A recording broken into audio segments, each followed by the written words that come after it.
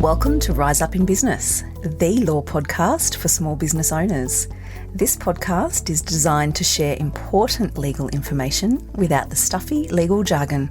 I'm Tracy Milacrane. Let's get into today's episode. Hello everyone, welcome back to another episode of the Rise Up in Business podcast. Thank you for joining me yet again.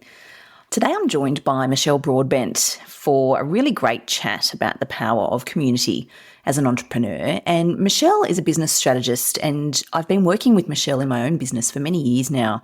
And the value that Michelle brings to me in my business and my peace of mind is immeasurable, really.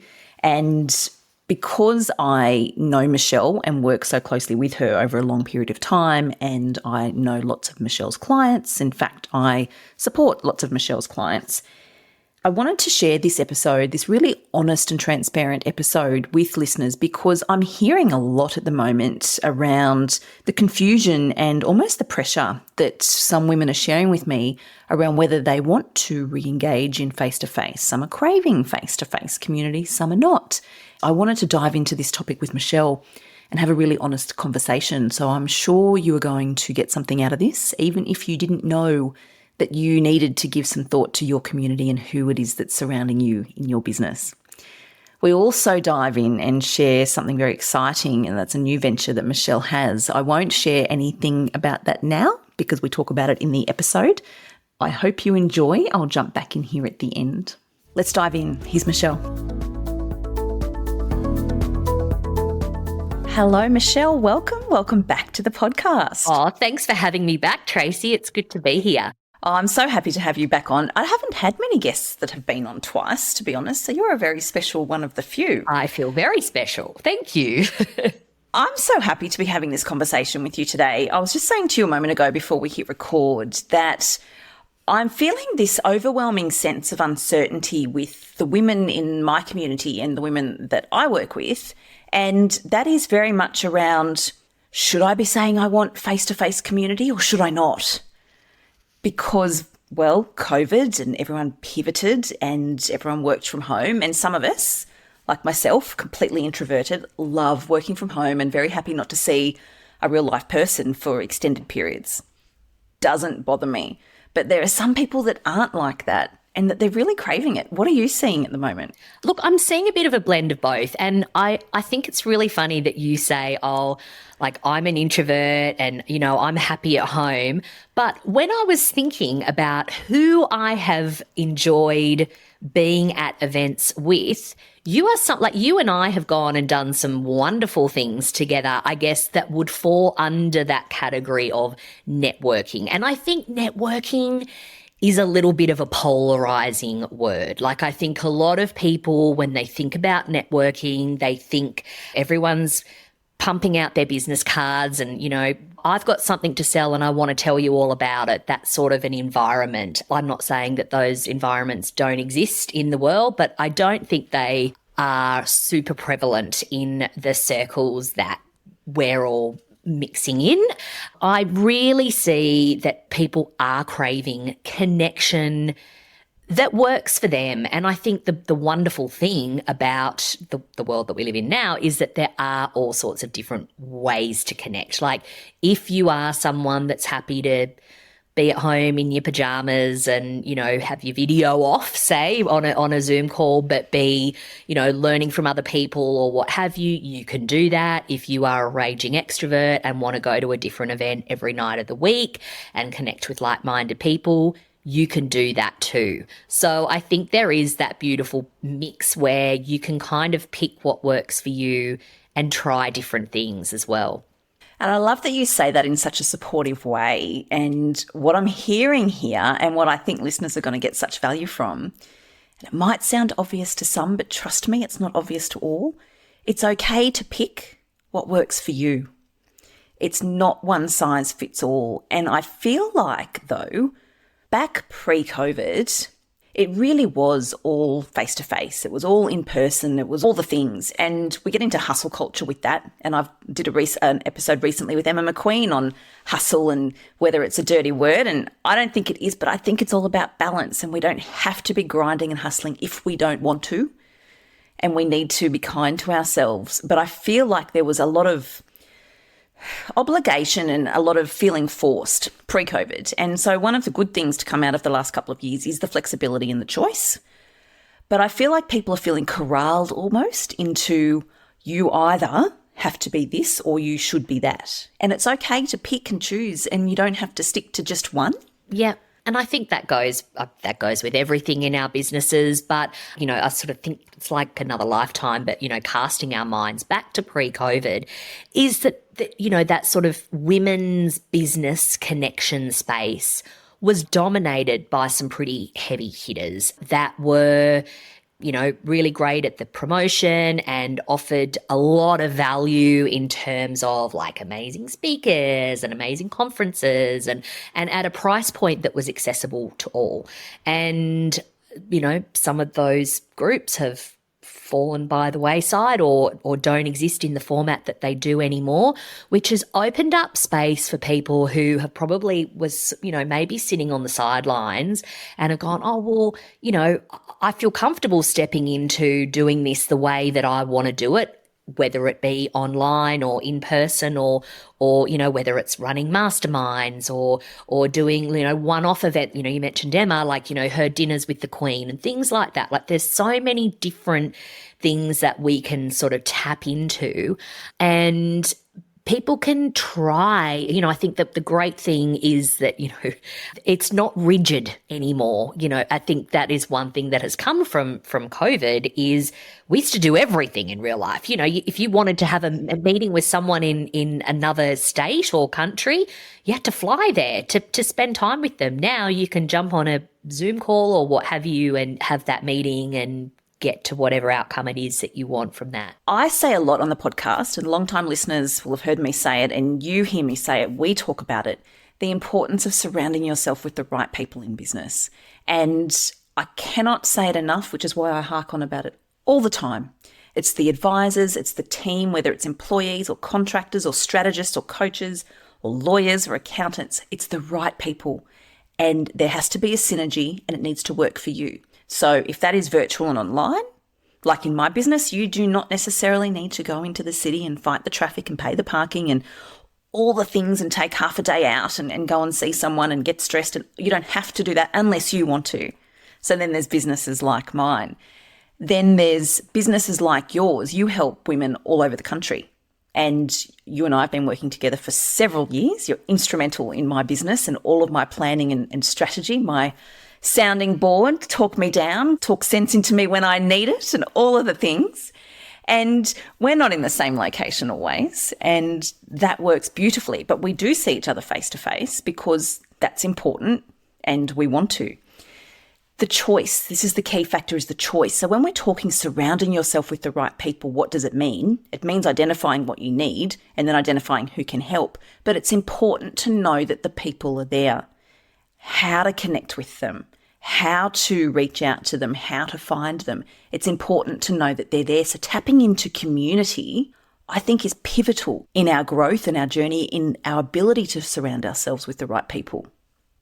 Absolutely. And I think that looks different. Like who's right for you might not be right for the next person. And I think of someone, for example, if you were running a business like in a small country town, and I have a number of clients who are regional and they are doing big, amazing things. Like, and this sounds terrible, but like they're bigger than their town. What their gifts and their talents are, it extends past their geographical reach. But once upon a time, they were very restricted to who they were connected with. It was literally the people on the high street. Whereas now they can be connected to people all over the world or the country. And that's a wonderful thing. That's an amazing thing. It really is. It captures our choice. It captures the value of flexibility and choice and identifying what works. And that's a really lovely segue into capturing what works, because you've recently captured something new that works. And I was delighted, as you know, when I received the email from you saying, hey, this is the business I'm about to acquire. This is what I'm going to do. I do think my first email back to you was, oh, I want in on this, because it's so good Share about that if you could, because I think that this is something that more people need to be aware of. So I'm just so happy to be sharing this with more people. Hand on heart, fully believe in this. I'm involved. I'm in. I was in from the very beginning. So tell us about it, Tracy. So this is a business. It's called Accountability Circle, and I have had the privilege of being a member of what I sort of termed quite an underground group for about 18 months. And the woman that was facilitating was selling the business and approached me and asked if I would take it on, which I did do a number of months ago now. And essentially what it is like peer-to-peer mentoring. It is like your business board of advisors. These are women who are in the trenches with one another. And I mean that figuratively, because the beauty of Accountability Circle is that you are exposed to women from different types of business. So it's not like everyone from the legal industry is all in together, or everyone from the finance industry is all in together. It's this beautiful blend of women who, like, they've got each other's back. They are there to be their sounding board, to be their advisors, to hold space for one another. And it is all done in a very structured, systematic way, which is, the way that I like to roll, because we've all been part of groups where, God love them, there's usually like a bit of a squeaky wheel, or as I like to call them, the microphone hog. So we've got an hour together and one person dominates for 45 minutes and then everyone else has to squeeze into the remaining 15 minutes. So this is it's a very structured format. But the thing that appealed to me the most when I became a member, and then which was one of the big reasons why I was keen to take it on, is because it is in person. It is in a room. We are literally sitting around a boardroom table together. And I just feel the power of that and the energy and what is conjured up in that room is really, really powerful.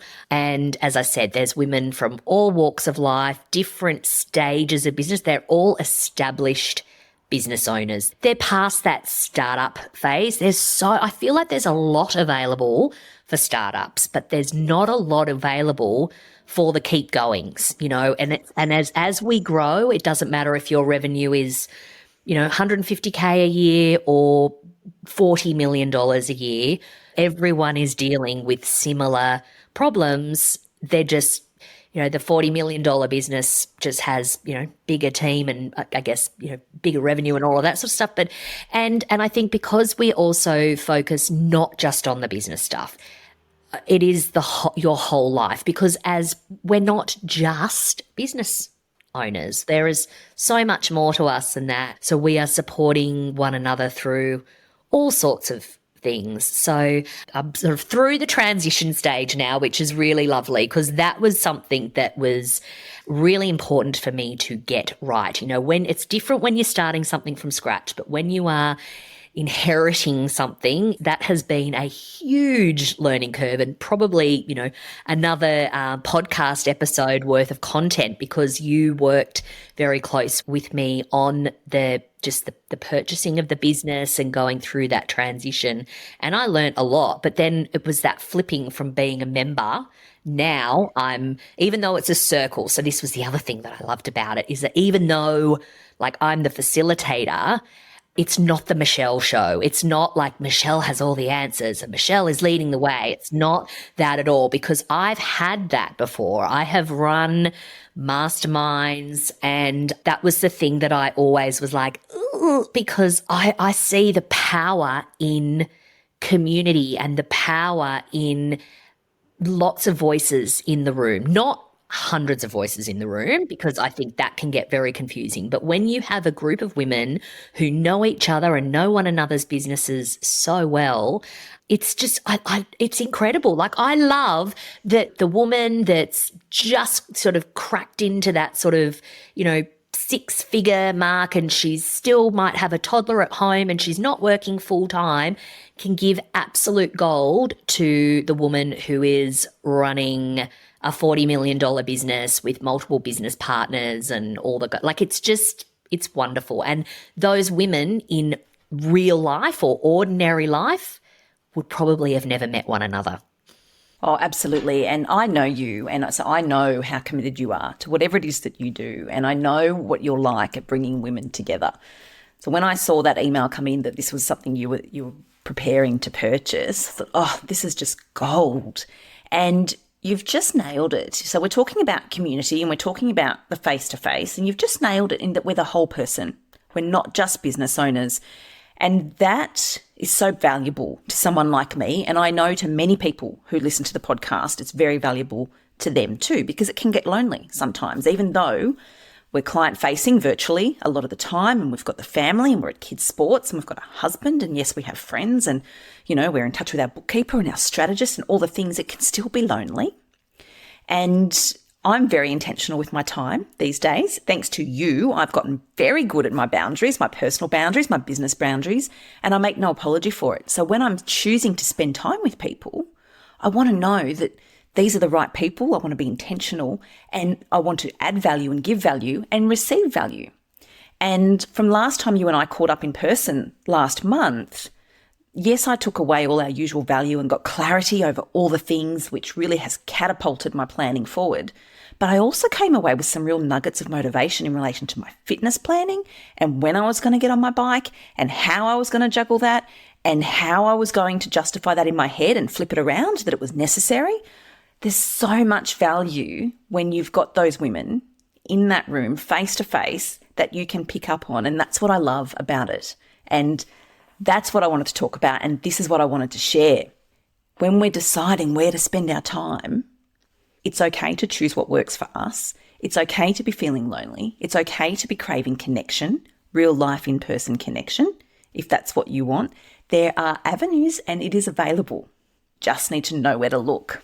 That's right. We are self-employed, but we don't need to do this all by ourselves. I think I see this so often is women are like sitting there running rings around themselves, like just absolutely driving themselves crazy, whether it's, you know, about a particular thing that they're stuck on or a decision that they're making or what have you.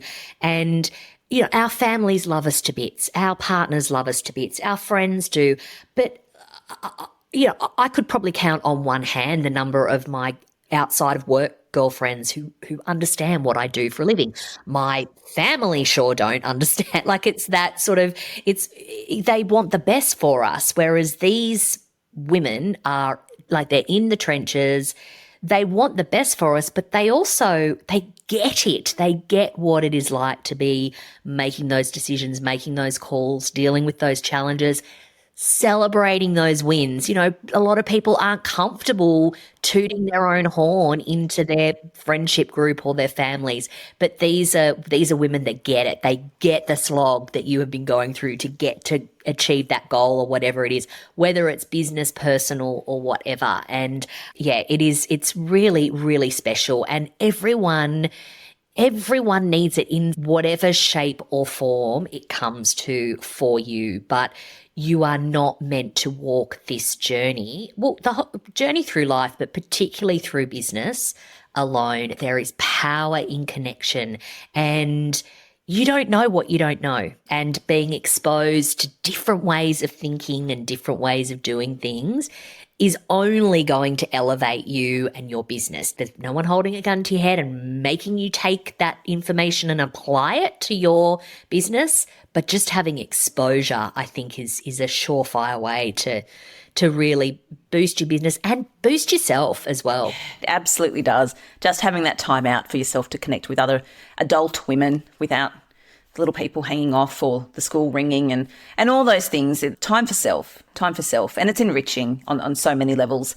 So I say that it's out there. These options are there. Work out what's going to work for you and you can find it. But tell us, how can we find you if this is resonating, and which I'm sure it will for many? How can we find you? Yep. So if people want to find out more about Accountability Circle, just go to accountabilitycircle.com.au or, I have a separate business website, which is michellebroadbent.com.au, and I'm on Instagram at Mish Broadbent as well, MICH Broadbent. Yeah, so get in touch. Just on that, I highly encourage everybody to jump over to Michelle's website to download the Winning Week. Have you still got the Winning Week on there? That's been one of my favourite all-time things, the Winning Week. I revisit that often to set myself up for the Winning Week. So I will put the link in the show notes for that too, because that's just a little nugget of gold in itself. Thank you, Michelle, for joining me. This was such a great chat, and I know this is going to help so many women that are listening to this and nodding their head thinking, yes, this is for me, and you're absolutely right, and this is the nudge I needed to start exploring options that are going to meet my needs for where I'm at, because we've all got them. Yeah, thanks so much for having me, Tracy. I'm looking forward to chatting to your listeners. Oh, that was fun. That was fun recording that, and so honest. And you've had a chance to listen for yourself now about the value that Michelle brings and the insights that she has. And so the accountability circle really is something that's so aligned for Michelle, and it was no surprise to me when she reached out to seek my assistance to assist her with the purchase of that business. So aligned, and I knew right from the beginning that this was going to be something that would thrive with Michelle, as it is. The details for the accountability circle are in the show notes. The details to locate Michelle are also in the show notes. And no lie, the Winning Week, whilst it might seem basic to some, really has been a game changer for me. The tip here, if you do go and download that and start thinking about implementing that, is you are allowed to change it. So I was very rigid initially with my Winning Week after I set that up, and Michelle had said to me, I think it was at the beginning of school holidays about a year or so ago, Tracy, you need to change it. It adapts with you. It'll definitely look different in the school holidays. And gosh, she was right. She's such a gem, and I loved that conversation so much. I hope that you have enjoyed this. If you think that there are other people that might enjoy it, please do feel free to share. It would mean the world to me. I am on a mission to get this podcast into the ears of as many business owners as possible. So please do share widely. I would be very grateful. As always, thank you for your time. Thank you for joining me, and I'll catch you next week.